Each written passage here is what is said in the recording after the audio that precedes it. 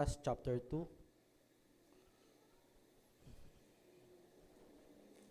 Basahin natin sa salitang Tagalog ang salita ng Diyos.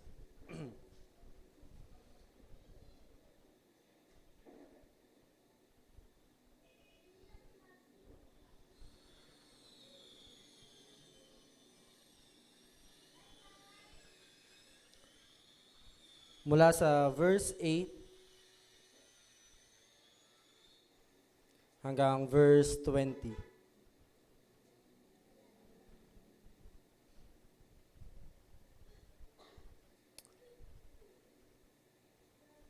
Are you ready for Jesus? Let's receive His word. Malapit sa Bethlehem, may mga pastol na nasa parang na nagpupuyat sa pagbabantay ng kanilang mga tupa. Biglang nagpakita sa kanila ang isang anghel ng Panginoon at nagniningning sa paligid nila ang nakakasilaw na liwanag ng Panginoon.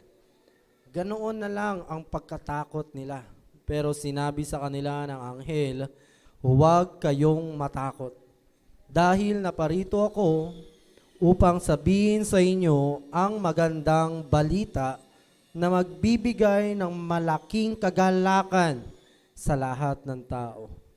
Sapagkat isinilang ngayon sa Bethlehem, sa bayan ni Haring David, ang inyong tagapagligtas, ang Kristo na siyang Panginoon. Ito ang palatandaan upang makilala ninyo siya. Makikita ninyo ang sanggol na nababalot ng lampin at nakahiga sa isang sabsaban. Pagkatapos magsalita ng anghel, biglang nagpakita ang napakaraming anghel at sama-sama silang nagpuri sa Diyos. Sinabi nila, purihin ang Diyos sa langit. May kapayapaan na sa lupa sa mga taong kinalulugdan niya. Nang makaalis na ang mga anghel pabalik sa langit, nag-usap-usap ang mga pastol. Tayo na sa Bethlehem at tignan natin ang mga pangyayaring sinabi sa atin ng Panginoon. Kaya nagmamadali silang pumunta sa Bethlehem at nakita nila sina Maria at Jose at ang sanggol na nakahiga sa sabsaban. At isinalaysay nila ang mga sinabi sa kanila ng anghel tungkol sa sanggol. Nagtaka ang lahat ng nakarinig sa sinabi ng mga pastol. Pero iningatan ito ni Maria sa kanyang puso at pinagbulay-bulayan ang lahat ng ito. Bumalik sa parang ang mga pastol na labis ang pagpupuri sa Diyos dahil sa lahat ng kanilang narinig at nakita na ayon nga sa sinabi ng anghel.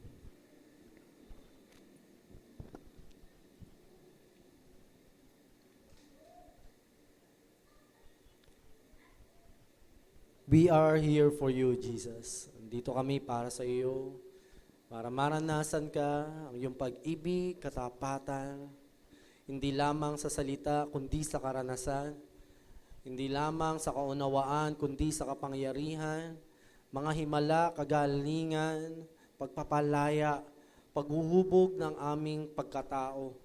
Panginoon, nais po namin maranasan minsan pa ang iyong salita na walang katulad.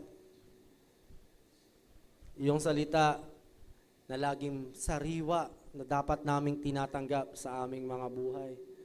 Tila ba na hindi namin narinig bagkus salita na bago sa aming pandinig. Na para bang mga pangako na ngayon lang naming narinig.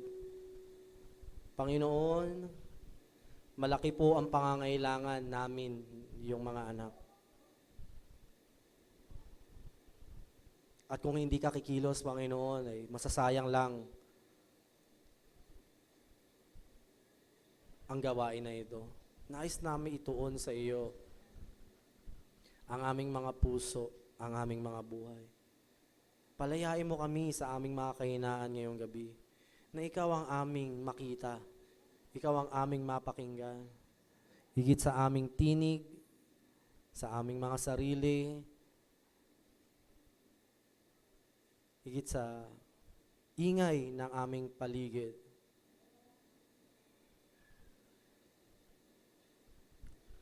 Di ba sabi mo ikaw ay Panginoon at Diyos? Kaya naman Panginoon, ang nais namin ay pagkilos ng isang Diyos ngayong gabi. At kapag kumilos ang Panginoon, naniniwala kami. Ito'y espesyal dahil hindi ito kayang gawin ng tao. Hindi ito kayang gawin namin sa lugar na ito kundi ikaw lamang. God, hangad po namin na maluwalhati ka sa lugar na ito. Binababa namin lahat ang aming mga sarili. Kasama po ako, Panginoon, na iyong gagamitin. Ipaalala mo sa aming lahat. Ikaw ang siyang dahilan.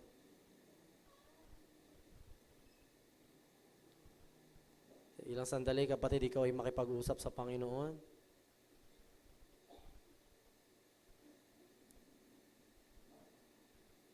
Makipag-usap ka sa Kanya, parang magtanong tayo sa Panginoon. Kung tayo may nandito dahil ito'y nakasanayan, tanungin natin ang Panginoon. Ikaw ba yung may inaasahan ngayong gabi? Are you expecting?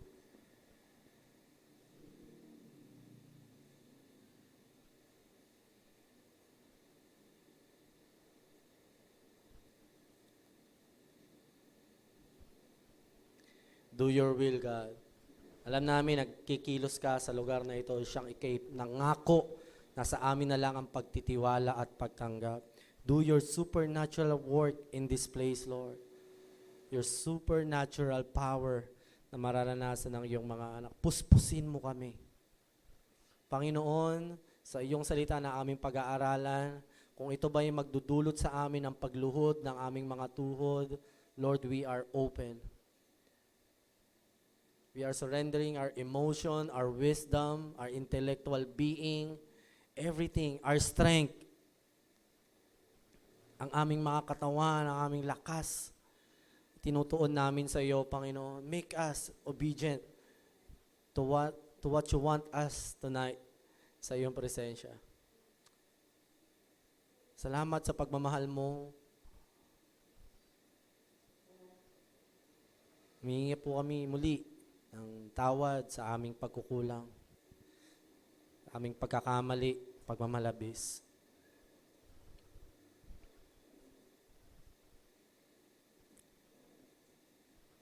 At tinatanggap namin ang paglilinis mo sa amin tulad ng simputi ng niebe at pinuputol namin anumang koneksyon ng kaaway na nandadaya sa aming isipan ngayon, na nagsasabi sa amin, na naglalayo sa amin sa iyo.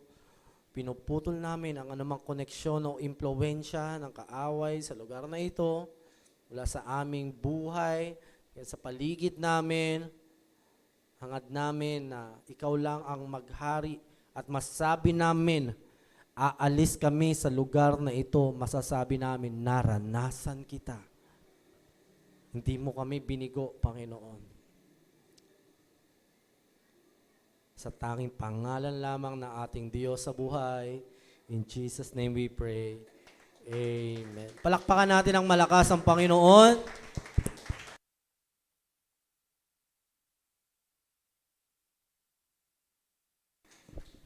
Maaari tayo umupo.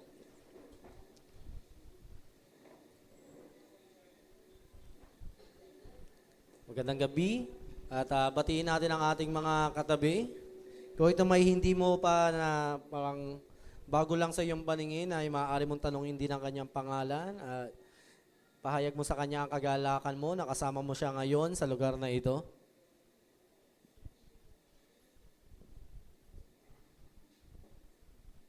Ang ating pong binasa kanina ay isinulat ni Lucas. At sa lahat ng manunulat ng Panginoon, siya ang masasabi natin na skillful at talagang may talento sa pagsusulat. Truly a writer and a historian. At hindi matutumbasan ang kanyang contribution sa ating history, kasaysayan. Dahil sa kanyang isinulat ay maraming patotoo at maraming mga pangyayari ang napatotohanan na matibay dahil sa mga isinulat ni Brother Lucas. So ito po ay, kung babasahin nyo sa Lucas chapter 1, sinabi niya dito kay Theophilus, isinulat ko ito para magkaroon ng mas maayos. Actually sa English version, sinabi niya, mas maayos at magandang pagsasalarawan o pagbabahagi patungkol sa magandang balita na kanyang tinanggap, na ating tinanggap sa Panginoon. At dito ay naidetalye ang mga karanasan ng mga pastol at nung gabing ipinanganak ang ating Panginoong Hesus. At ang Pasko ay muli isang paalala sa atin na kaarawan ng ating tagapagligtas. Na minsan dumating ang Diyos, nagkatawan tao, para tayong mga tao ay matanggap ng Diyos. Maging tagapamagitan siya sa Diyos at sa tao. Dahil walang ibang pwedeng mamagitan sa Diyos at sa tao, maliban na siya ay isang Diyos na tao din. Hindi pwedeng mamagitan ang tao sa Diyos at sa tao. Dahil hindi siya makakaabot sa kaluwalhatian ng Diyos. Ang tanging pwedeng mamagitan sa tao at sa Diyos ay ang ating Panginoong Hesus na siyang ating Diyos na nagkatawan tao. Ready na ba kayo sa Christmas? Sino na may Noche Buena? Nakuha nyo na ba inyong mga food packs sa barangay? Nakuha na. Shout out sa mga online. Hindi ko nakukuha akin. Hindi ko pa kinukuha yun sa akin. So, 3 linggo na natin, 3 linggo na natin itong pinag-aaralan ng ang regalong ibinigay sa atin ng Panginoon. Sige, basahin natin ang ating title. Sabay-sabay. 1, 2, 3, go! Ayan. Ang kamanghamanghang dakilang regalo ng Panginoon. Pag sinabing regalo, hindi mo pinaghirapan to para tanggapin, kundi may taong naghirap dito at ibinigay sa iyo. Ganon din ang pag-ibig ng Diyos. Sino dito nakasama namin kaninang online or sa morning service, taas ang kamay. Kung maalala nyo po kaninang umaga ay binanggit ko sa inyo na ang pag-ibig ng Diyos ay walang hanggan. Walang sukat. Walang simula at walang katapusan. Magamit ko nga yung illustration kanina na kagabi ay nakatulog na ako, 4:00 na madaling araw. To God be the glory at nagkaroon ng pagkakataon para gawin ito sa Panginoon. Pero alam nyo mga kapatid, kahit na may mga taong nagpapagal o nagsasakripisyo para sumunod sa Panginoon, yung ating ginagawa ay hindi magdudulot para lalo kang mahalin ng Panginoon. Ang pag-ibig ng Diyos ay hindi nababawasan at hindi nadadagdagan. Kasi kung nababawasan to, ibig sabihin may sukat. Nagigets siya po yung idea? At kung nadadagdagan, ibig sabihin may sukat siya at nadadagdagan pa. Ang pag-ibig po kasi ng Diyos ay walang hanggan. Walang katapusan. Kaya kung ako may kanina naglingkod sa Panginoon at halos walang tulog ngayon, it doesn't make me na mahalin lalo ng Panginoon. Oh, wow! Mas mahal na kita ngayon. Kasi grabe yung ginawa mo.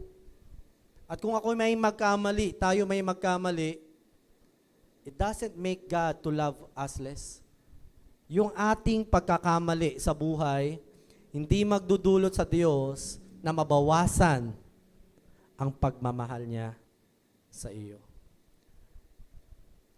Kung hindi ka man makapaniwala doon, kapatid, hindi na yon problema kung yung ba ay totoo o hindi. Yun ang katotohanan, nasa iyo na lang ang pagtanggap. Siguro may ilan sa atin nag-iisip, Bakit ganun? Unfair naman.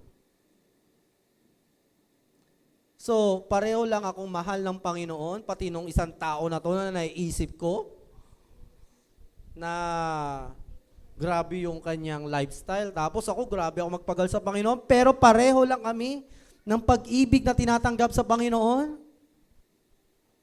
Amen, yes. Pare-pareho lang. Kaya kung iniisip nyo yung kanina, isang leader, mas mahal siya ng Panginoon. No, kapatid. Ang ating tinanggap na pag-ibig sa Diyos ay parehong pag-ibig lang na nakikita mong tinatanggap ng mga kapatid mong nagpapatuloy sa pananampalataya, nagpapagalman o nagpapabaya man. Pare-pareho tayong inibig ng Panginoon. Pwede mo natin palakpakan ang pag-ibig na to ng Diyos. Minsan ang hirap lang din tanggapin yon.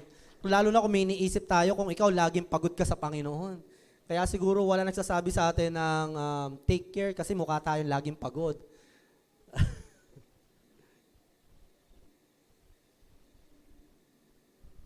Pero kapatid, alam mo, ma-appreciate mo yung kapag nakita mo na yung sarili mo na ikaw na nagpapabaya ng pananampalataya mo sa Diyos.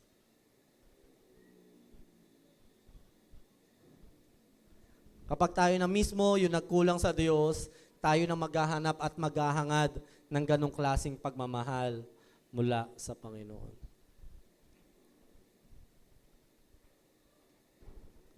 Sa inyong mga nandito, sa tingin nyo, sino dito mas love ni Lord? Sa kaliwa, sa kanan?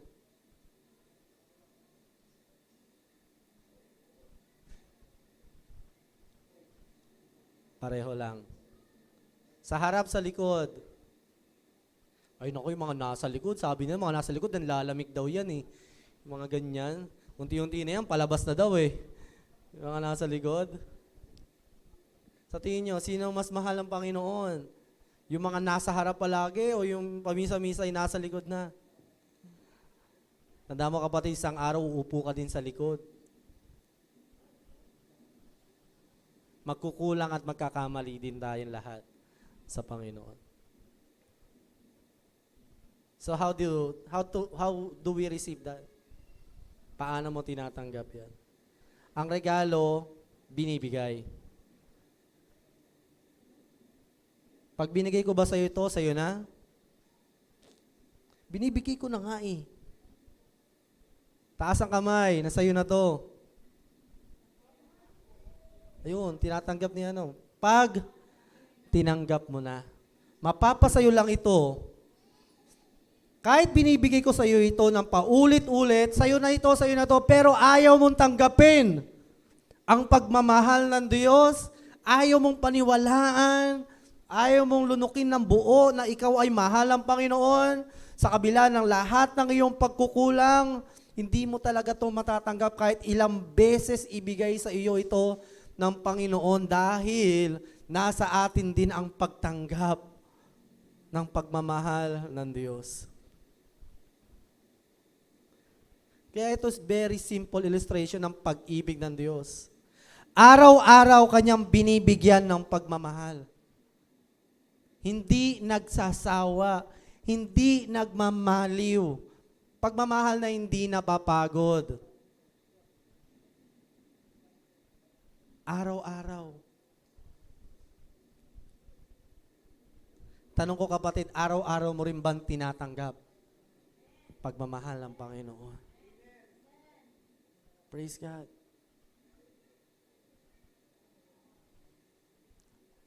Ayan ang eternal love ng Lord sa lahat ng tao. Kahit pa sabihin nyo na hindi ako nagsisimba ako, yun napakahalang ng kaluluwa nun eh. Kahit pa anong sabihin natin kapatid, lahat ng tao inibig ng Panginoon.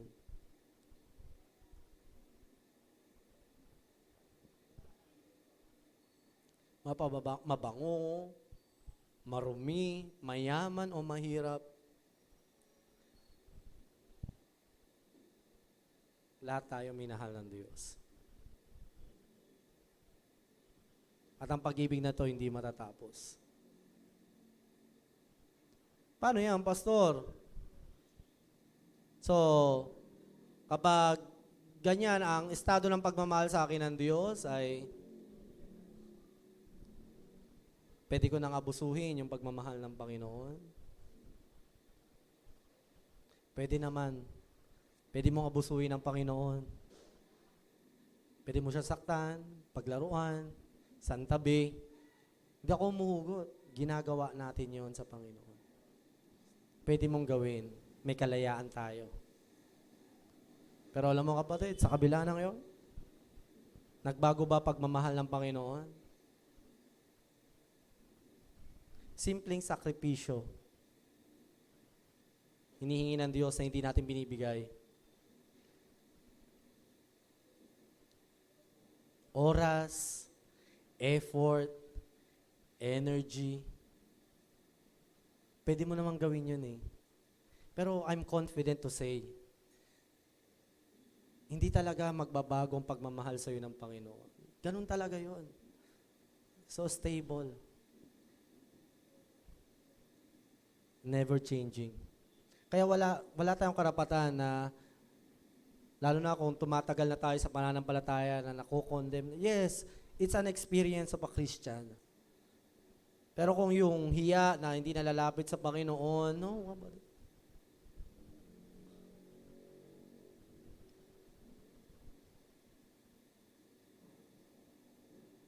ang tanong lang, ngayon na alam natin na mahal ka ng Panginoon araw-araw,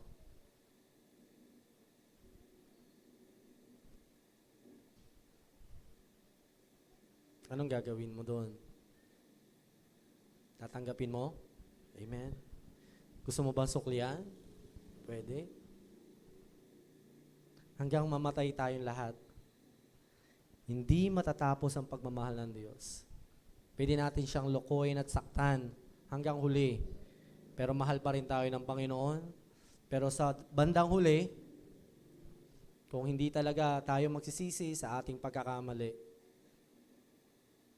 may sukdulan din. Doon na matatapos ang pagkakataon ng Panginoon. Pero alam nyo, ito yung mga salita na ibinibigay lang sa mga taong walang relasyon sa Panginoon. These words are for people na hindi naranasan ang pagmamahal ng Diyos. Ang pagkaunawa sa pagmamahal ng Diyos ay hindi isang relasyon, kundi isang bagay na pwede niya lang tanggapin sa buhay niya. And that is a gift that God is always giving to us. Now this Christmas,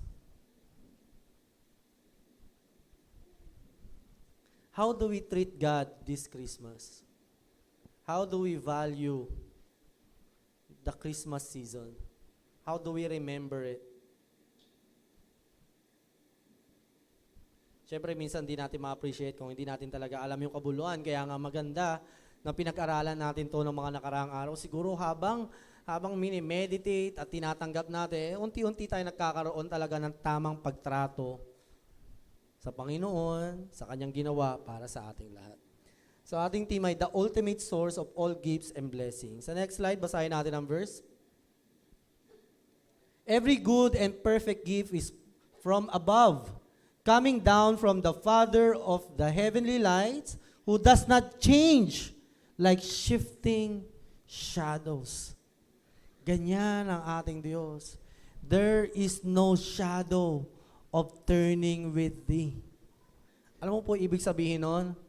Ni pumasok sa isip ng Diyos, hindi papasok yung imagination or temptation sa Kanya na tatalikuran ka niya hanggat nabubuhay ka. Ayun ang disclaimer. Hanggat nabubuhay tayo.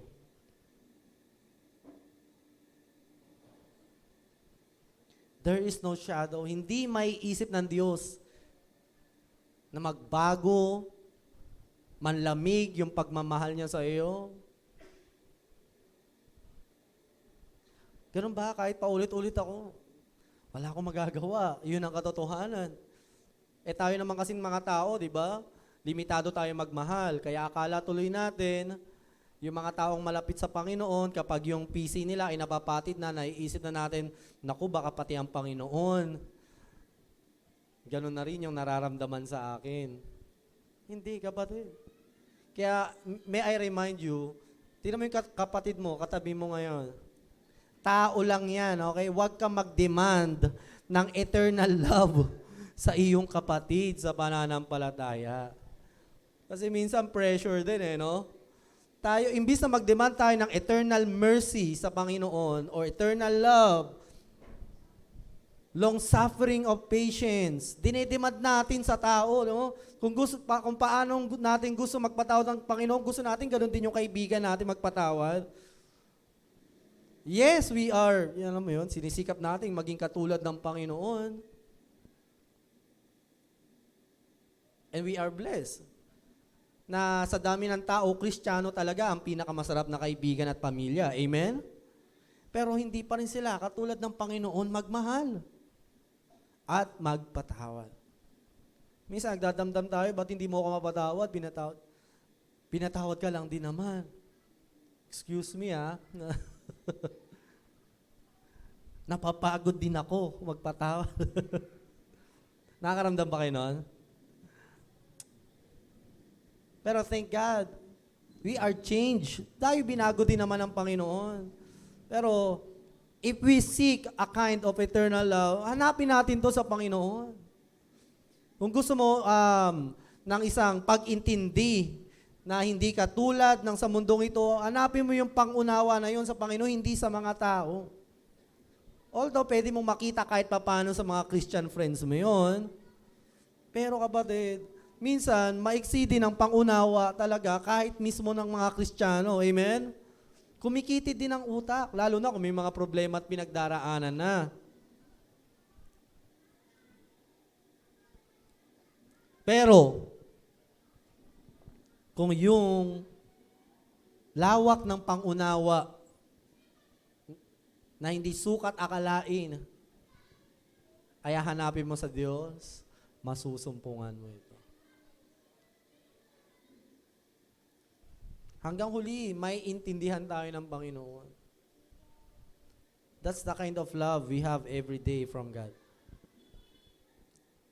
He chose to give us birth through the word of truth that we might be a kind of first fruits of all He created. So dyan sa verse na yan, pinatungkulan lang naman yung first fruit o yung firstborn of all creation, ang ating Panginoong Hesus. Dahil sa kanyang kapanganakan, nagkaroon ng isang kapanganakan ang mga katulad natin na born-again Christian. We are born from above. Kaya nga, hindi lang isang termino yun na born again, no? Tawag talaga dyan, born from above. Pinanganak ka mula sa itaas. Ang iyong katangian ay hindi na galing sa mundo mo katawan, kundi doon sa langit, yung katangian na ipinanganak na bago na. So next verse. Bakit ba ngayong Pasko ay dumating ang Panginoon? Sa Luke 10:19, 9 and 10, Jesus said to him, "Today, salvation has come to this house because this man," si Zacchaeus ito, "too is a son of Abraham. For the Son of Man came to seek and to save the lost." So ito ang Christmas, kapatid. Dumating ang Panginoon para puntahan tayo na naligaw. Pero kung tayo natagpuan na, God's mission is for also others to know Him. Matagpuan yung iba pang nawawalang anak niya.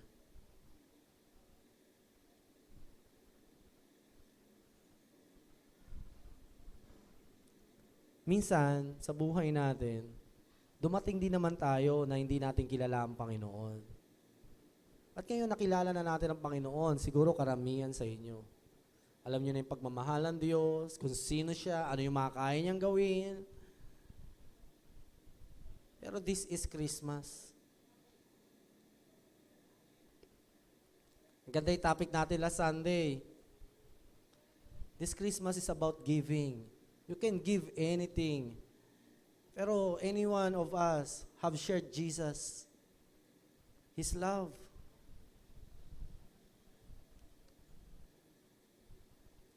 Salamat sa Panginoon, masarap umawit, masarap sumigaw sa galak, sumayaw, tumugtog, itaas ang kamay. Pero minsan, darating din tayo sa punto ng buhay natin, Lord, parang habang nagpupuri ka, ang hihingin sa iyo ng Panginoon, anak, salamat sa mga papuri mo sa akin, pag-awit mo, appreciation mo sa akin. Thank you for those worship. Minsan, sasabihin din sa atin ng Panginoon, but anak, ito yung nagbibigay kaluguran sa akin. Ito talaga nagpapasaya sa akin. You want to worship me? You want to bring joy to my heart, anak? Minsan kulang na yung pagpunta sa church eh. Kaya alam mo yung gusto mong pasayahin ng Panginoon, kulang na eh.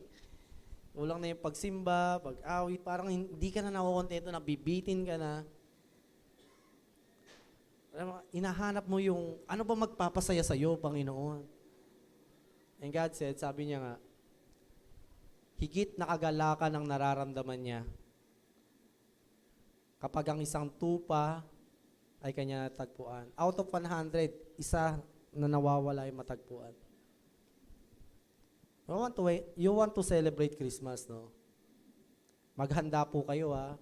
Kung pwede, imbitahan nyo ako. Mag-Noche Buena, kaso mukhang busy ako noon. Gawin po ninyo yun. At mga aginaldo, kanina nga may natanggap na ako ampaw, to God be the glory. Tanda-tanda ako na, no? Nakatanggap pa ng ampaw. Gawin po natin yung bumili kayo ng mga gusto nyong bilhin.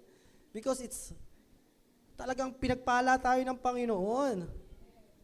Diba? Kaya nga sa Pinas ang pinakamasayang Pasko dahil sa buong mundo, mga Pinoy lang ang may 13-month pay. Salamat kay Marcos. Yung tatay niya yun, hindi si BBM, no? Para, salamat, di ba? Kaya nagiging big time tayo kapag Christmas.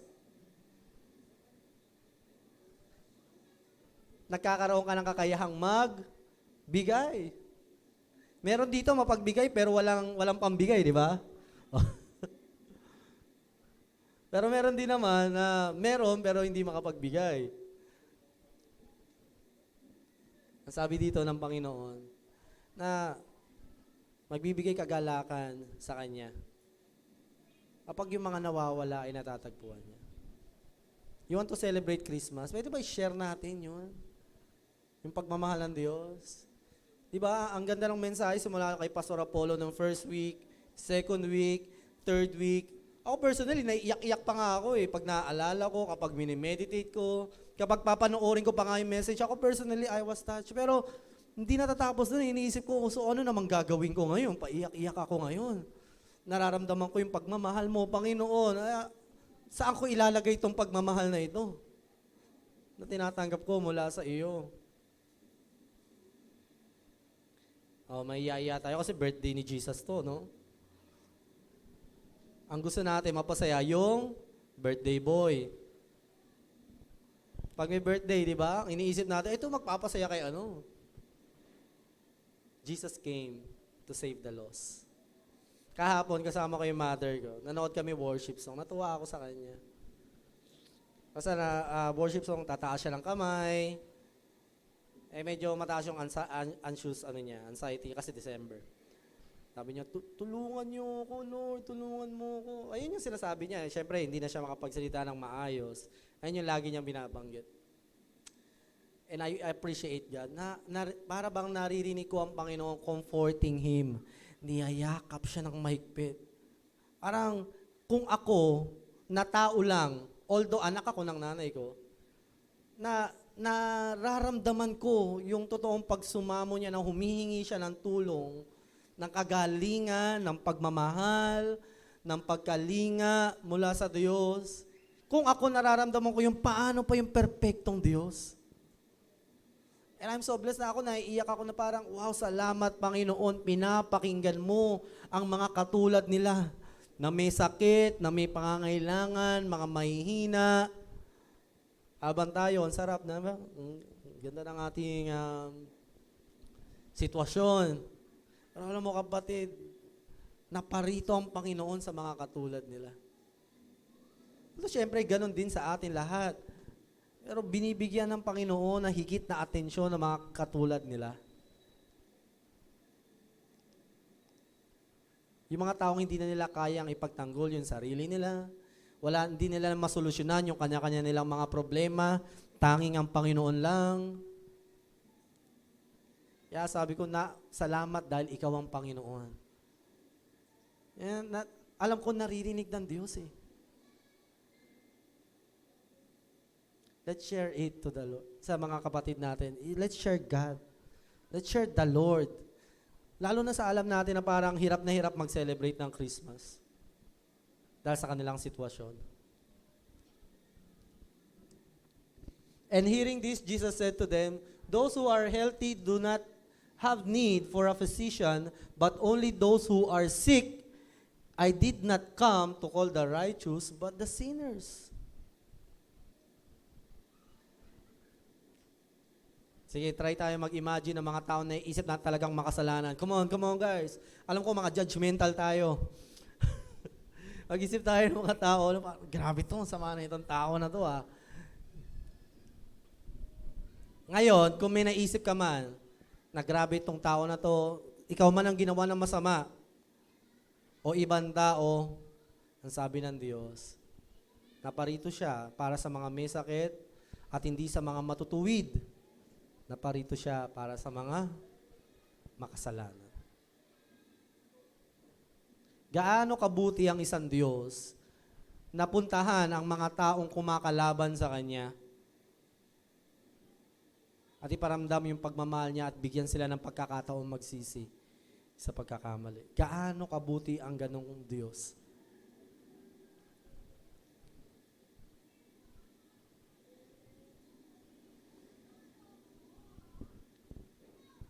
Sa next slide. Sa binasa natin kanina, ito ang sinabi ng mga anghel na dapat nararanasan natin ngayong Pasko. Number 1, sabi niya, great joy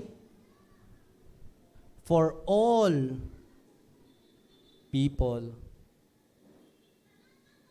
So, una doon muna tayo sa great joy, di ba? Una, hindi ka makapagbibigay ng kagalakan kung ikaw mismo hindi ka nakakaranas ng kagalakan. Siyempre, paano mo pipilitin maging masaya yung tao, pero ikaw mismo, sarili mo, hindi ka masaya. So in this verse, it says, an angel of the Lord appeared to them, and the glory of the Lord shone around them, and they were terrified. Natakot sila. But the angel said to them, do not be afraid. I bring you good news that will cause great joy for all the people. Doon muna tayo sa great joy. Last Christmas, it's really hard for me to celebrate. Ayoko na sanang banggitin, pero yun talaga yung katotohanan. It's really hard for us sa aming family. Pero, regardless ng situation namin, may katotohanan na nagsasabi, may dahilan para maging masaya ka ngayong Pasko. At hindi yun dahil sa pamilya, kompleto ang pamilya, hindi yun ang dahilan. Wala dyan sinabing family. Para maging masaya ngayong Pasko. O hindi man mga financial o material blessing. At di ko sinasabing maging masaya. Dakilang kagalakan. Kagalakan na hindi masusuka. Kagalakan na hindi mo kayang ipahayag sa labi mo. Sana this Christmas, bago man lang mag-Noche Buena, meditate Jesus. Imagine the night how Jesus was born and came for you.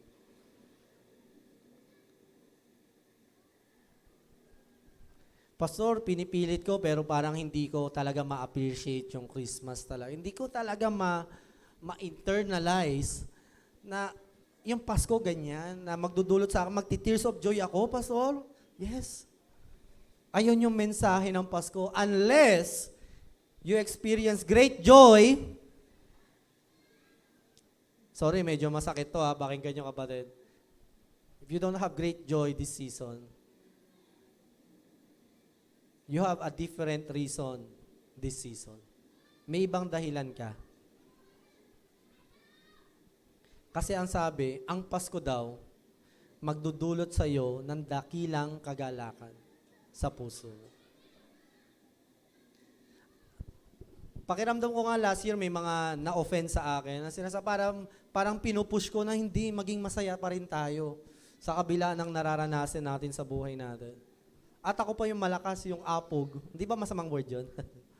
Na magsabi, kasi ako din ay may malaking problema din nung mga panahon na yon.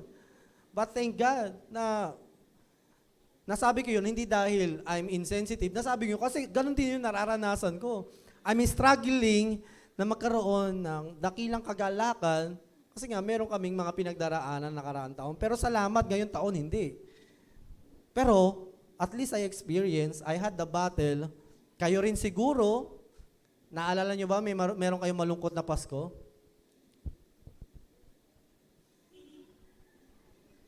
Meron.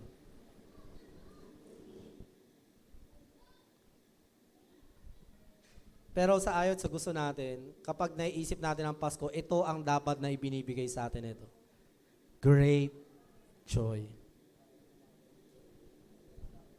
Kapag hindi ka masaya, kulang pa. Kailangan mo pang mag-pray, mag-meditate, kailangan mong tulungan yung iyong spiritual appetite. Kailangan gigising-gisingin mo rin talaga eh. Kasi paano ka magiging masaya ngayong Pasko, puro tayo cellphone, di ba eh? Parang tingin-tingin tayo ng material things. Wala, di ka talaga. Tapos magtataka tayo, bakit malungkot yung espiritu ko? It is available for everyone.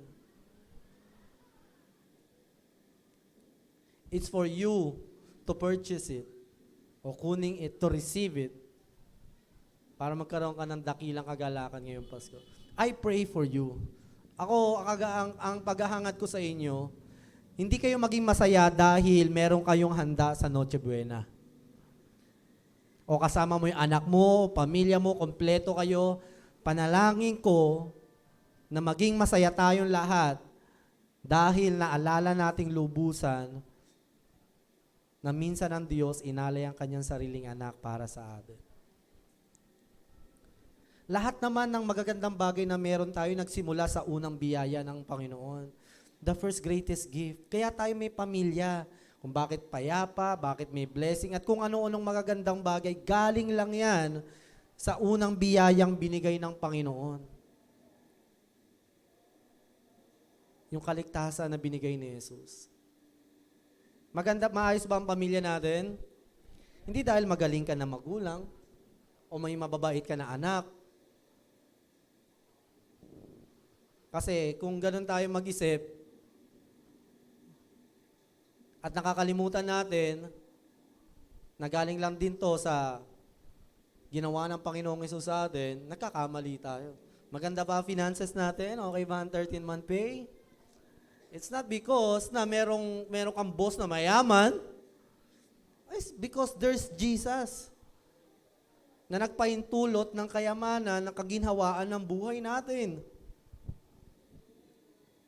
All these precious and beautiful things na meron tayo, na nararanasan natin, gana ng pagkain, mahimbing na pagtulog ng katabi mo ngayon, galing yan sa kapayapaan ng Panginoon. Yung katabi mo sabi, uy, napapayapa ka na naman. Sobrang kapayapaan na yan.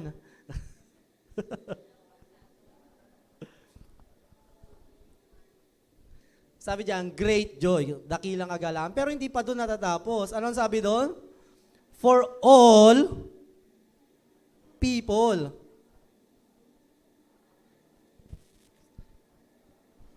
Hanggat maaari, ang gusto ng Panginoon, hanggat maaari lahat gusto niya makaranas ng kagalakan. Kaya tayo, ang part naman natin bilang mga Kristiyano ay abutin hanggat maaari lahat ng pwede nating abutin ng mabuting balita. Nang sa gayoy makatanggap sila ng dakilang kagalakan mula sa Panginoon. We have losses. We have failures. But yesterday, mga nangyari, pero hindi yun ang magdidikta kung bakit hindi ka magkakaroon ng kagalakan ngayong Pasko. At hindi rin yung mga magagandang bagay ang magdudulot sa iyo para maging masaya. kundi yung ginawa ng Panginoon sa atin. Please, I pledge, nakikiusap ako sa inyo. Alalahanin niyo si Jesus. Pumunta kayo sa isang kwarto, isang lugar. Isipin niyo lang yung gabi na pinanganak ang Panginoon. At huwag kayong titigil hanggat hindi kayo nakakaramdam ng kagalakan mula sa Diyos. Huwag kayong pumayag dahil yun ang mensahe ng Pasko.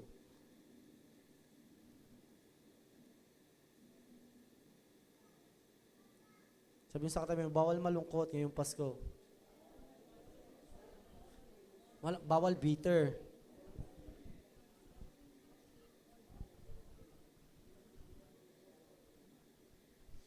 But we understand, di ba? Tayo yung mga tao lang. Meron talagang mga nagpapasaya sa atin. At may mga kagustuhan tayong gusto makuha sa buhay. It's given yun. Given yun. Hindi tayo perfecto na parang manhid. Diba? Paano ba naman kung ikaw Christmas, chemotherapy mo, diba? Nagtatawa-tawa ka ba sa loob ng CT scan? Ganun talaga, masasaktan ka, malulungkot ka. But, kung babalikan mo yung diwa ng Pasko, maaaring mahigitan nito yung hirap na pinagdaraanan natin sa buhay natin yun. That is Christmas. So next, peace among men. And suddenly there appeared with the angel multitude of heavenly hosts, praising God and saying, Glory to God in the highest, and on earth peace among men with whom He is pleased. Etong mga confession na to, nanggaling to sa mga anghel mismo. So hindi ito isang script na sabi ni Lord, ito sabihin niyo to magpapakita kayo sa mga pastol. Tapos ito yung script na babanggitin ninyo. Hindi yun. Nang ipanganak ang Panginoong Hesus, napapuri ang mga anghel sa kalangitan.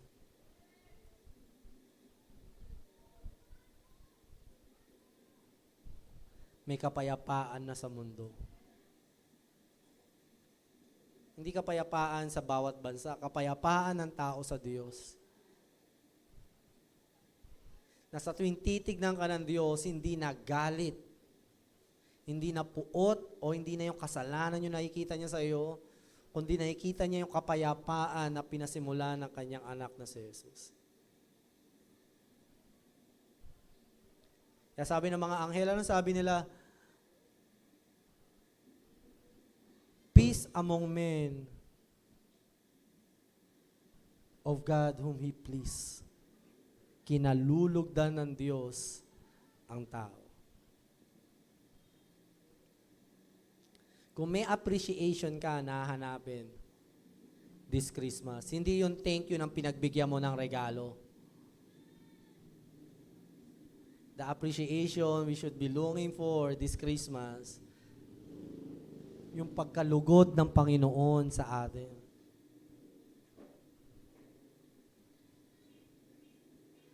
Sa tingin nyo ba ang grace ng Panginoon, automatic na ibinibigay niya lang yan? Hindi, it's not automatic . Kasi, sa sannilikha, nagkamali din ang mga anghel. Pero ang mga tao nung nagkamali, iniligtas ng Panginoon. I don't know, di ko pa napag-aaralan to, pero kasi ang mga anghel, they have their own will. Pero ang sabi nila, ang Diyos na lugod sa mga taong ito. Nawaring ibigay niya ang kanyang anak. Magkatawang tao ang Diyos para mamatay at handang isuko ang lahat para lang hindi mapahamak ang mga taong ito. Sa tingin nyo ba nainggit yung mga anghel that moment? Hindi ko alam . Pero as they confess it, mararamdaman mo yung gusto nilang sabihin na, nalulugod sa'yo ang Diyos.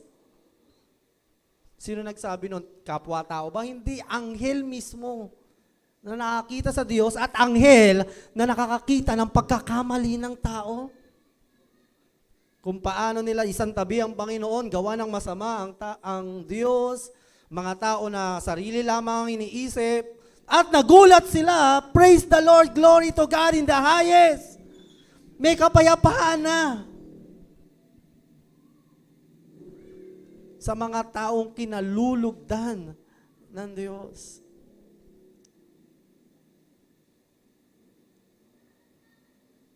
Nalulugod ang Diyos.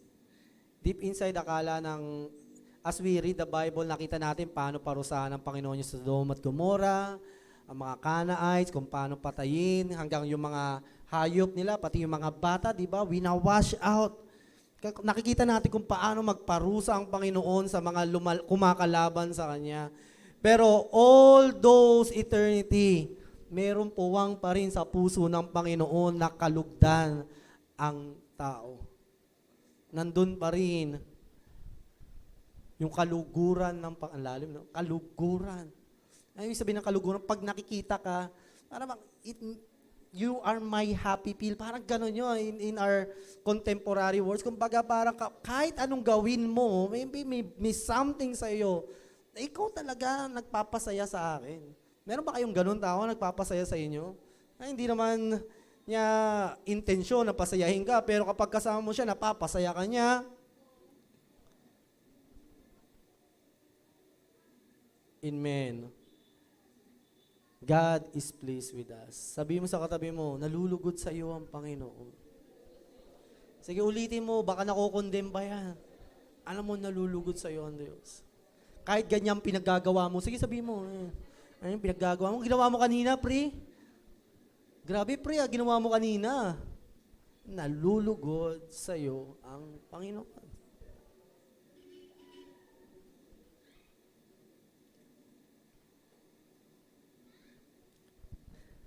Masarap kapag yung tao na nalugod sa atin, yung may standard. Kasi may mga tao na ang baba ng standard. Pag okay, natutuwa ka sa akin, okay lang. Wala ka. Iba kapag nalugod sa'yo, yung talagang may high standards, no? Wow!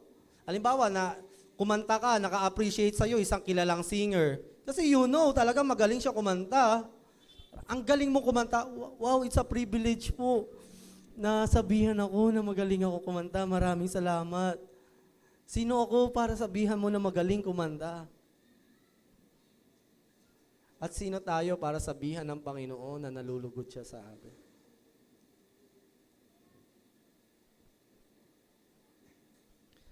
Sa mga nagkasala dyan kanina sa Panginoon, baka naman gusto na natin mag-sorry. Baka gusto na natin mag-repent. Sa mga nakasakit ng damdamin ng Panginoon, mga makasalanan. Ngayon, sinasabi sa atin to ng Panginoon, reminding us about His eternal love. Pinapaalala niya sa atin yung kanyang pagkahumaling niya sa atin, yung pagkamangha niya sa ating mga potensyal, kakayahan, yung paniniwala niya sa atin. Maybe it's a good start and a motivation for us to repent.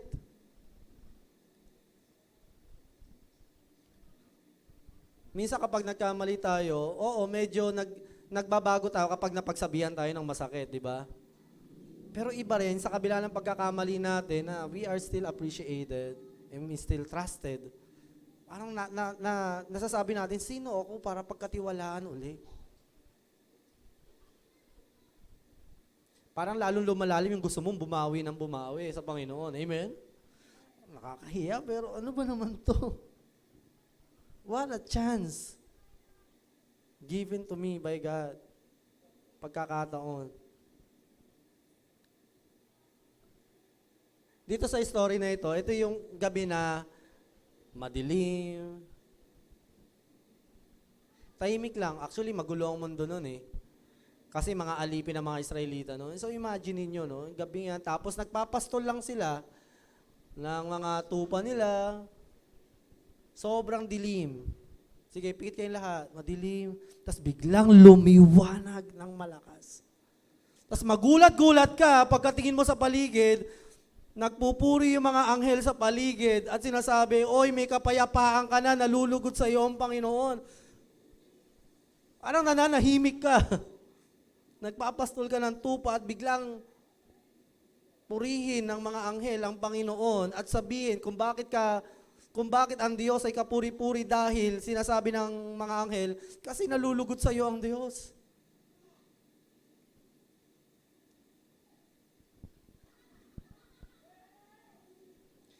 Tayo nga nagkukulang sa pag-appreciate sa sarili natin no?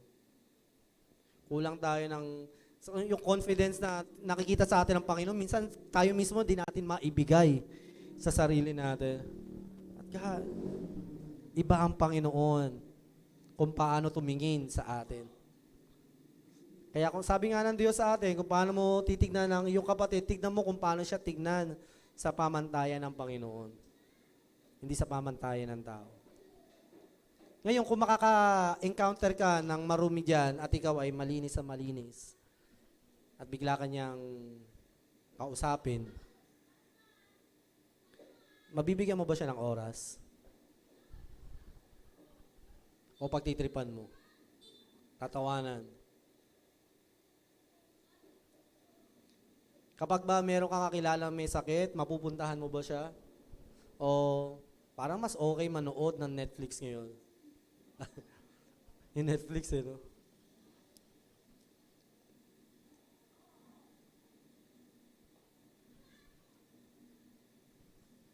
Hindi ito kasi kausap ko makabuluhan Sulit yung oras. May mga ganun tayong mindset, no? Pero kabaliktaran sa Panginoon.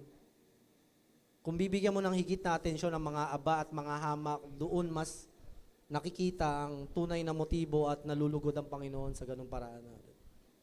Masarap kausap yung mga may narating na sa buhay, may natututunan ka sa kanila. Ano nga namang mapapala mo kung makipag-usap ka sa mahirap, sa taong grasa? Kung sa adik, naku, baka bastusin pa ako. O ikaw lalaki, baka pagtripan ako. Pero, that's the standards of men. Pero, hindi sa pamantayan ng Panginoon.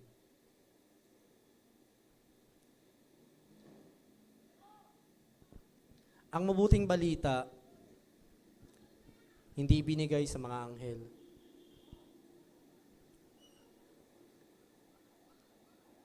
Yung pribilehiyo ng mabuting balita, ibinigay sa tao. Kung sa anghel sana, okay, no? Madali lang sana. Siyempre, sisigaw lang, magtutumpeta nga lang, baka mayanig na tayo, di ba? O kaya, yanigin lang nila yung konti yung di ba yung 168, sabi nila. Nagkagulo na, di ba? Fake pala. Fake ba yun? Totoo, di ko alam. Fake, di ba? May sumigaw lang, uy, tumatagilid yung 168. Takbuhan. Pero nung nakita ko yun, I felt bad, talagang nalungkot ako Parang nakita ko paano kung talagang bumalik na ang Panginoon, gaano kagulo.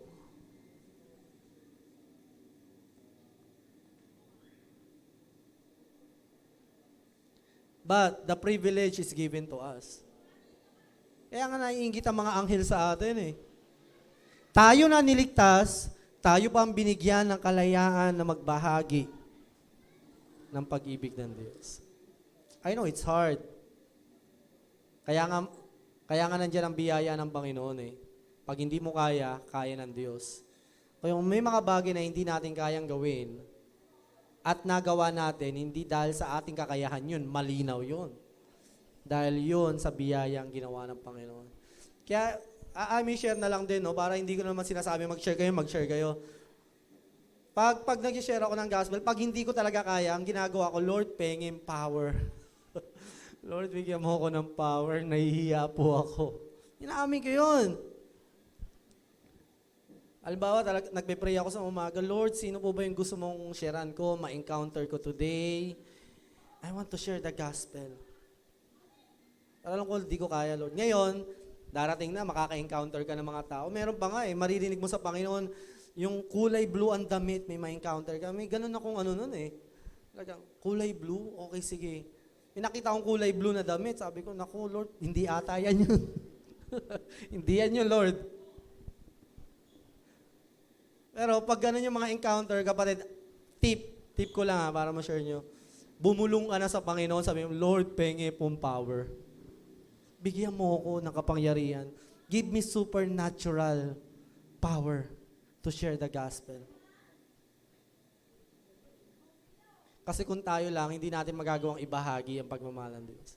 Kapag kinakabahan ka na, humingi ka na, Lord, pengi pong power.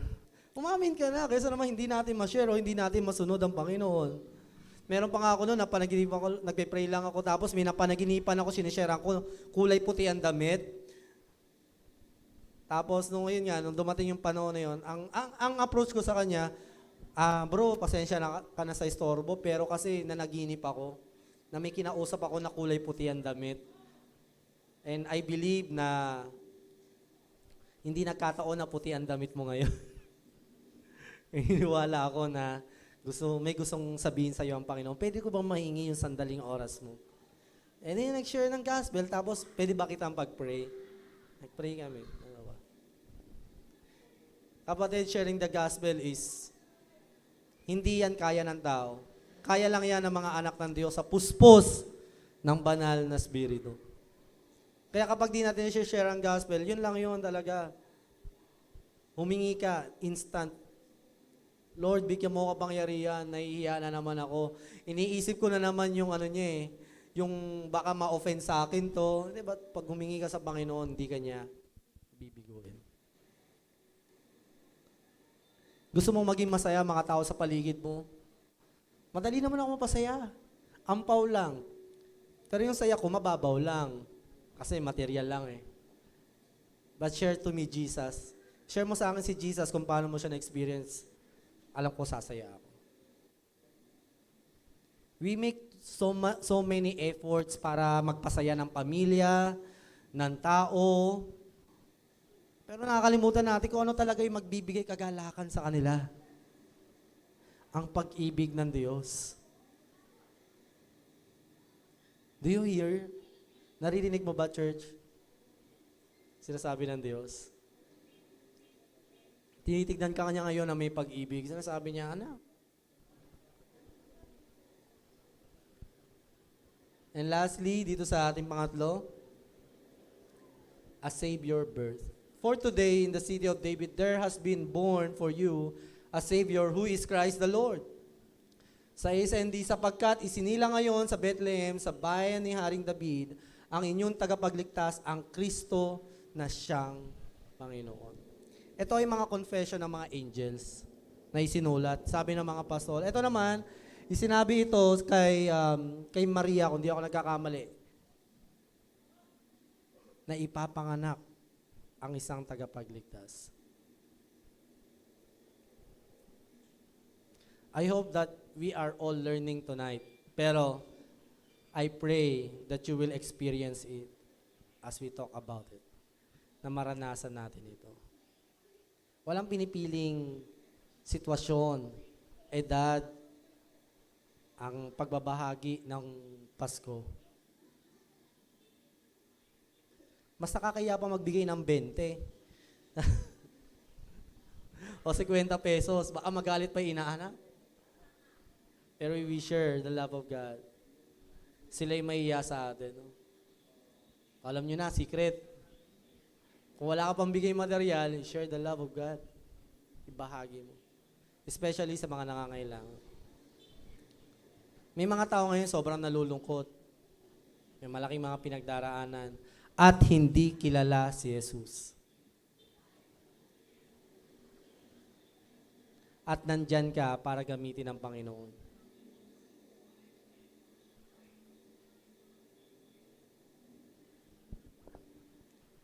Ito na ating last verse. The Word became flesh and made His dwelling among us. We have seen His glory, the glory of the one and only Son, who came from the Father, full of grace and truth. But when the fullness of the time came, God sent forth His Son, born of a woman, born under the law. Nung hindi pa pinapanganak ang Panginoong Hesus, hindi pa lubusang nakikilala ang Diyos.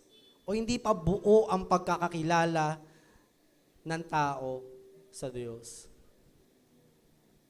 Simula nung pinanganak si Jesus, dumating na yung pagkakataon na ito na yung fullness the final form of God, yung final form of His attributes, of His love.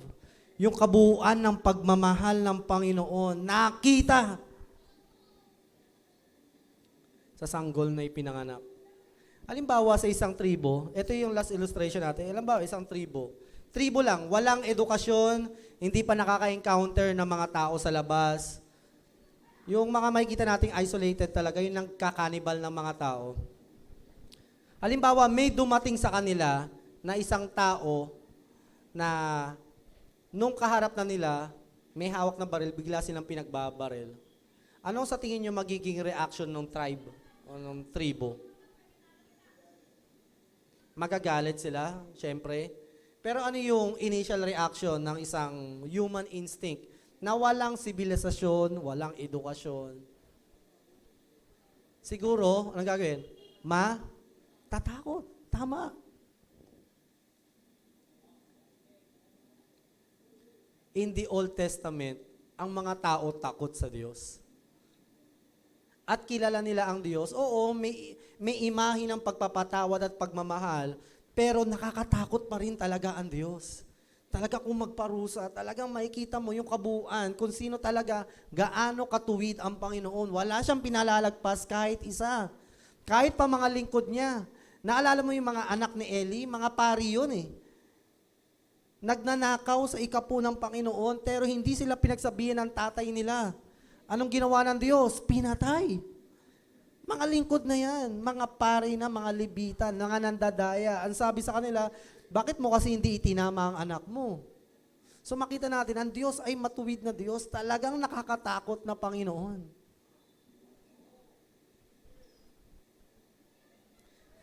Ngayon, ganito naman, halimbawa sa tribo, balik ulit tayo doon. May isang tao naman na pumunta doon, harmless. Walang kalaban-laban. Hindi nila kilala, iba ang kulay. Ano sa tingin mo ang gagawin nila doon sa tao? Patayin.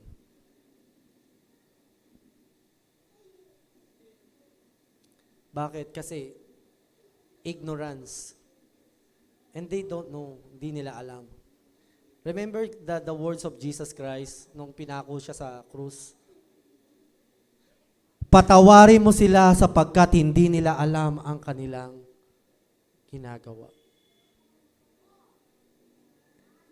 Kung noon, dumating ang Diyos, dala-dala, machine gun, tangke, eroplano, kapangyarihan. Pero kapatid, the first Christmas, dumating ang Diyos! Suot-suot ang isang katawan ng sanggol na nasa sabsaban, walang kalaban-laban. Pinapahayag ang pagmamahal sa tao, pwede nyo akong lapitan. I will not hurt you.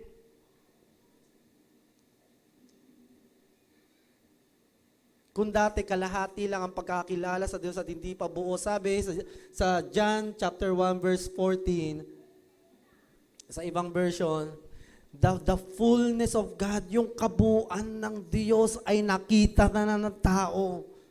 Kung dati kilala natin siya bilang isang ama, si Yahweh, na matuwid, na nagtatanggol sa mga matutuwid, at nagpaparusa sa mga masasama. Ngayon, this time, mga kapatid, in the first Christmas, nagpakilala ang Panginoon bilang isang Diyos na nagmamahal sa mga makasalanan tao. E nagbibigay pag-asa at pagkakataon para magsisi ang mga tao sa pagkakamali nila, na may pagkakataon kang lumapit sa Diyos at humingi ng tawad, na dumating na ang punto na pwede mong mahalin, hawakan, lapitan ang Panginoon.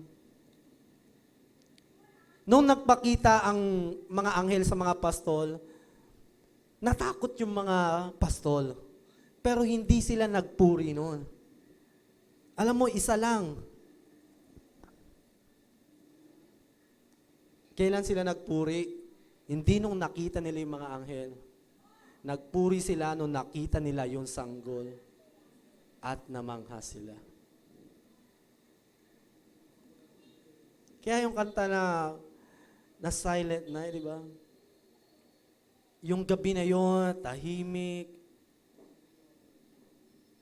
madilim. Parang wala lang, hindi ine-expect ng tao. Siguro ang ine-expect ng masama, wala na, masama na talaga ako, sa impyerno na ako.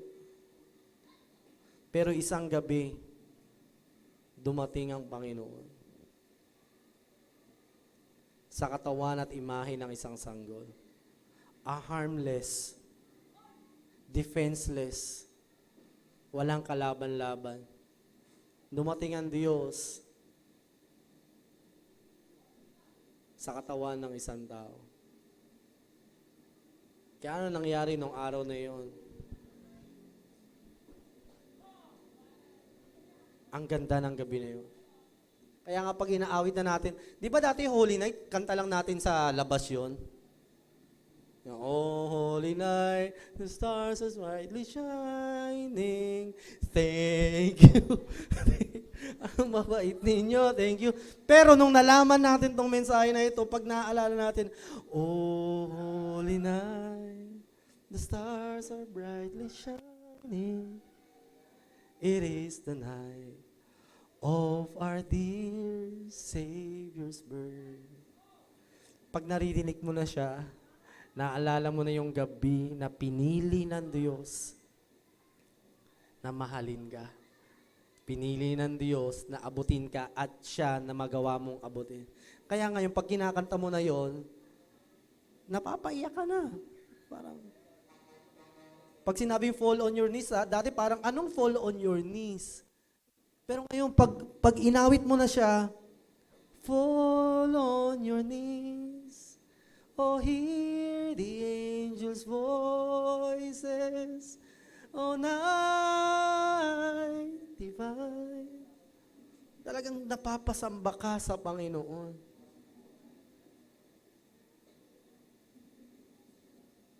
Oh, night when Christ was born.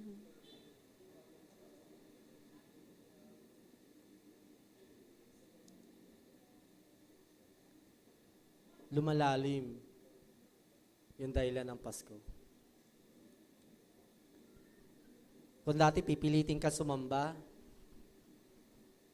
minsan kokonsensyahin ka pa para sumamba lang sa Panginoon.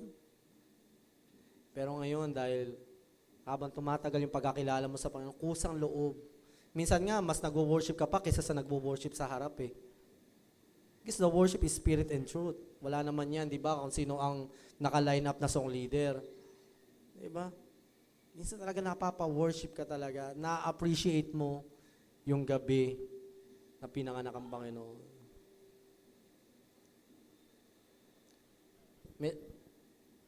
Ito na ating last verse. Ito pa pala yung last, sorry, no?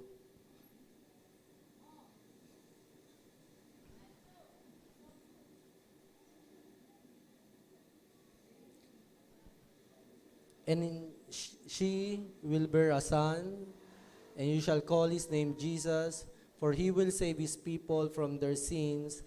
Now all this took place in order that what was spoken by the Lord through the prophet would be fulfilled, saying, Behold, the virgin shall be with a child, and shall bear a son, and they shall call his name Emmanuel, which translated means God with us.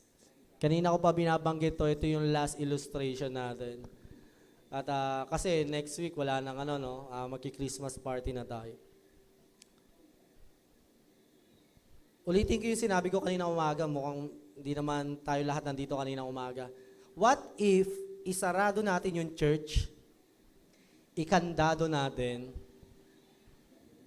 tapos nandito lang tayo lahat sa loob. Tapos, magpasok ako ng leon. Maglang leon, oso, buwaya. Magpasok ako ng mga ganon dito sa kalagitnaan natin. Ngayon, ano sa tingin nyo mararamdaman ninyo mga oras na yun? Siguro matatakot tayo, di ba? Makakalimutan mo kung ano yung tsura mo. Siyempre, tatakbo ka na eh. Kakainin na ako ng leon. Baka itulak kami. Baka magtulakan kami ni Genesis, sila Wally. Uy, Wally! Baka lumabas yung mga tunay na ugali namin. Sino una ialay? Kaso pag si Wally, di mabubusog bro eh. Ikaw na lang. Para tapos na, no? Tagal, no? Then what if, ganon, merong mga harmful animals with us sa paligid natin? How do you respond? Siguro, syempre, yun nga, makakalimutan mo siguro yung problema mo. Hinahabol ka ba naman ng layon, di mo makakalimutan yun. Diba? Di, may masakit ang ipin ko, kaya late ako ngayon eh. O kaya naman, kaya hindi ako makapag-celebrate ng Christmas kasi parang may utang ako. Kung may leyon kaya dito at magtahabol dito, habulin ka. Maalala mo ba yun? Maalala mo yung kung gaano kalaki yung problema? Sa tingin mo, maalala mo ba kung gaano kakalungkot kapag may isang buhaya na makita mo? Gagapang na sobrang bilis, as hinahabol ka. Tapos nakita mo, nakagat na si Tinay. Tapos bitin pa rin. Ano siguro mararamdaman mo? Siguro sa presensya ng mga hayop na ito, matataranta ka, matatakot ka, wala ka ng pakialam sa itsura mo, basta mabuhay ka, makasurvive ka, o basta kahit ano lang, to save yourself. Ngayon mga kapatid, hayop lang yon. Hayop lang yon. What if God is with you? Can we give an excuse sa ating sitwasyon ngayon? Ano may ating pinagdaraanan? O wag naman negative. Halimbawa, may isang mayaman, nagbibigay. Nung last meeting namin mga pastor, may isang mayaman na pastor, nagbigay. Tigta 3,000 kami mga pastor. Saya talaga namin, no? Wow, thank you po, pastor. Napakabait nyo naman. Binigyan lahat ng lingkod ng Panginoon. Kung ganun kaya, no? Ano mararamdaman nyo? Grabe, ang saya, no? Tagal mo naman maging milyonaryo, Genesis, no? Paano kaya pag ganun? Nandiyon lang tayo, nakapila. Di ba ang saya-saya natin yon? Siguro tawanan tayo, harutan, tulakan. Makakalimutan mo siguro yung panandalian mong problema. Baka yung break-up ninyo, makalimutan nyo. Baka yung katniel, medyo maibsan-ibsan naman. Kung ano yung mga pumapasok sa isip mo, baka makalimutan mo yon dahil sa ganda na nangyayari sa paligid mo. Pero kapatid, mukhang maganda. Pwede yung pakipatay yung ilaw natin dyan. Pwede pakipatay dyan. What if? Sige, pakipatay po. Kundi ikaw maliwanag ba rin, no?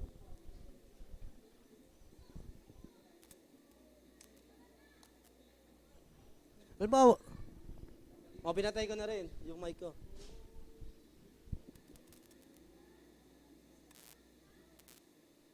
Yan. Paano mga kapatid, madilim na gabi, as in, gabi lang, tulad ng mga pastol, ng mga oras na yon. Tapos biglang naglitawa ng mga anghel sa paligid. Tas nagpupuri sa Panginoon. Tapos ikaw, nakita mo yung sanggol ng Panginoon.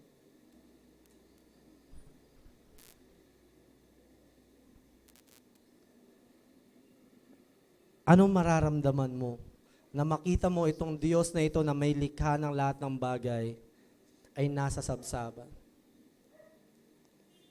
Tayo tayong lahat and let's all pray. Siguro ito yung ito kasi yung last night natin. Pwede ba natin tawagin ang worship team? Let's sing yung Holy Night. Ano Silent Night ba to? Holy Night. Ulitin natin yung Holy Night. Hindi lang.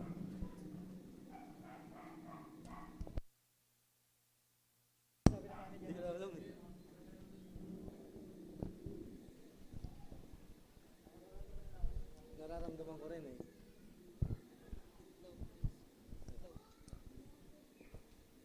Hello, meron ako. Isipin natin, pikit tayong lahat. I know, wala tayo doon sa panahon na yun But God can make.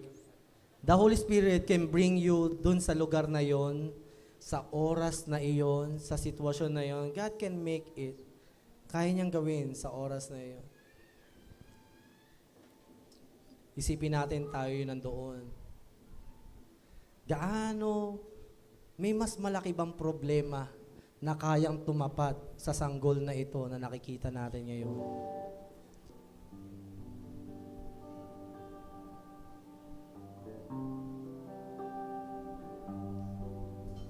Come on, let's celebrate Christmas. Let's remember the night that Christ was born. Oh, holy night, the stars are brightly shining. It is the night of our dear Savior's birth. Long lay the world in sin and error pining, till He appeared and the soul felt its worth. A thrill of hope, the weary world rejoices, for yonder breaks a new and glorious morning. Bago natin awitin yung chorus, I want us all to pause. And let's picture out. Parang tayo yung mga pastol. Pumikit ka ngayon, isipin mo. Nasa harap mo yung sanggol na magdadala ng kaligtasan. Isang sanggol na walang kalaban-laban, pero nakatadhana na upang buhatin, pasanin lahat ng kalungkutan mo ngayon, lahat ng pangangailangan mo, nakatadhana siya para kunin lahat ng paghihirap mo, lahat ng sakit mo, lahat ng magiging problema mo, at hindi lang ikaw, maging ng pamilya mo, magiging anak mo, magiging hadlang sa pangarap mo, ang baby na ito.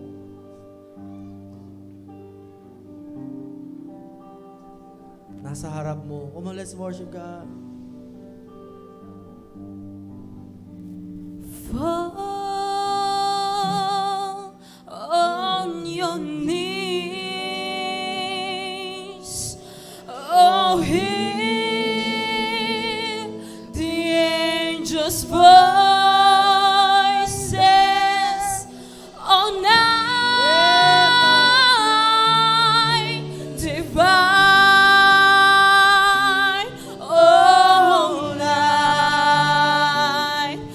Christ was born.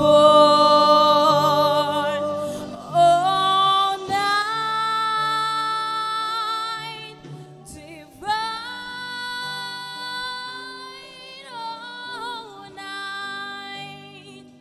Oh, night divine. For the last time, let's sing it again. Oh, He taught us to love one another.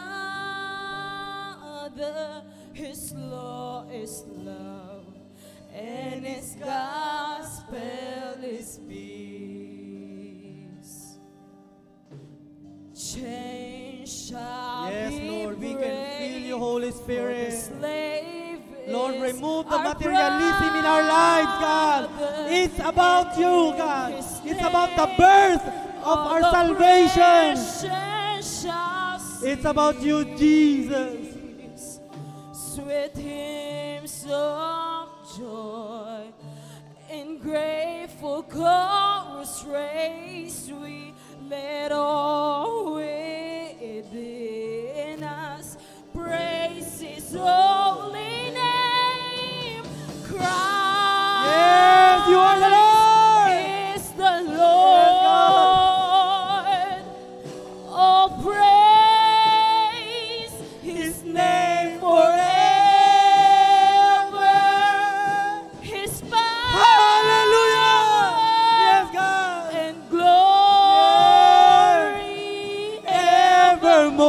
Evermore. Evermore proclaim. Yes, oh Lord, His power Hallelujah. and glory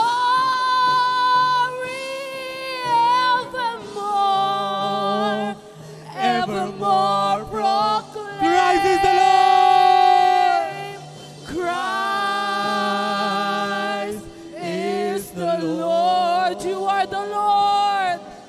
Oh, praise Hallelujah. His name forever. His power and glory evermore, evermore proclaim.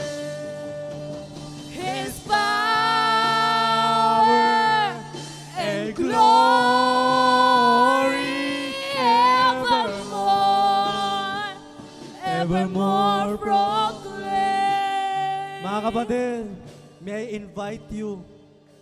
Kung ang mga anghel nung gabing yon ay nagpuri sa Panginoon, higitan natin ngayong gabi dahil tayo ang tumanggap ng kamatayan ng ating Panginoong Jesus. Come on, tayo ang tumanggap. Tayo ang magbigay papuri sa Panginoon. Come on, higitan mo ang papuri ng mga anghel.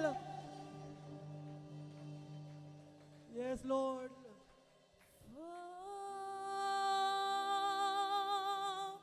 On your knees, oh, hear the angels' voices, His power and your glory Evermore. evermore proclaim.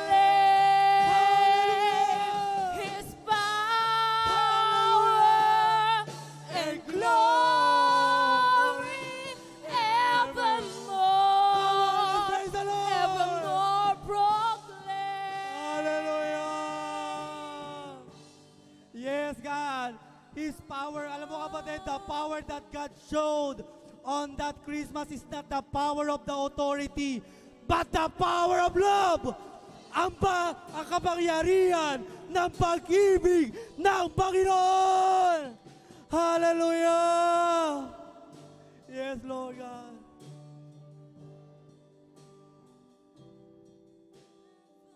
Come on, let's say that again. Fall on our knees.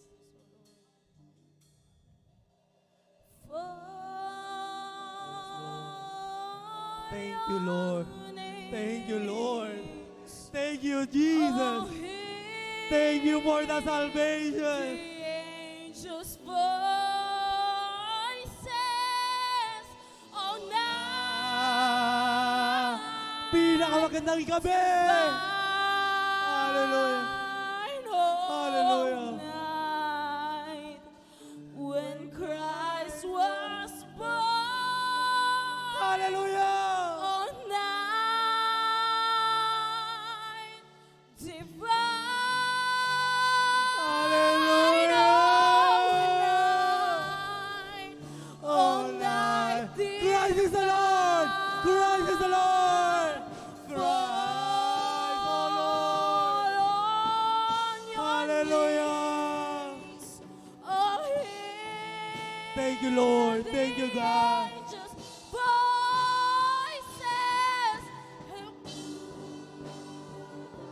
Yes. Divine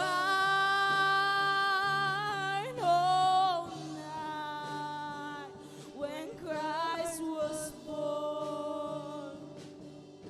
All night. Hallelujah. Hallelujah. Hallelujah. Hallelujah. All night divine. Yeah. Come on. Let's praise Jesus. Hallelujah. Hallelujah, God. Christ is the Lord. Oh, Praise His His name. name forever. His power and glory evermore,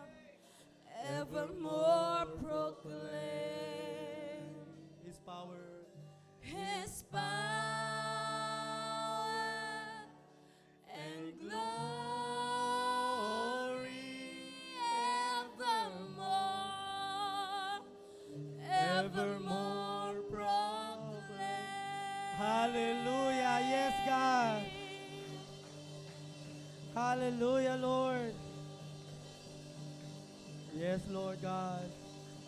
We pray, God, na hindi lang ito dito sa lugar na ito. We pray for individual encounter from you, Lord. We pray in our individual worship, we will encounter you more deeply, more intimate, God.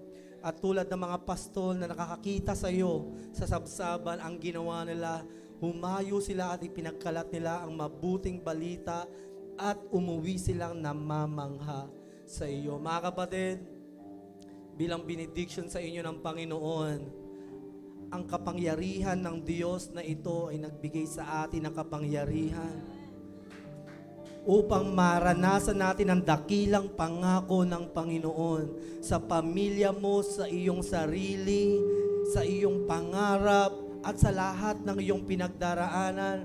There's no stronger than any stronghold but the cornerstone of our Lord. Wala nang mas makapangyarihan pa sa kapangyarihan ng pag-ibig ng ating Panginoong Hesukristo.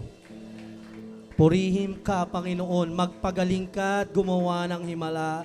Tinatanggap namin lubusan ang pag-ibig na ito na naging sariwa muli ngayong gabi. Sa pangalan mo, Jesus. Amen! Hallelujah! Yes, God!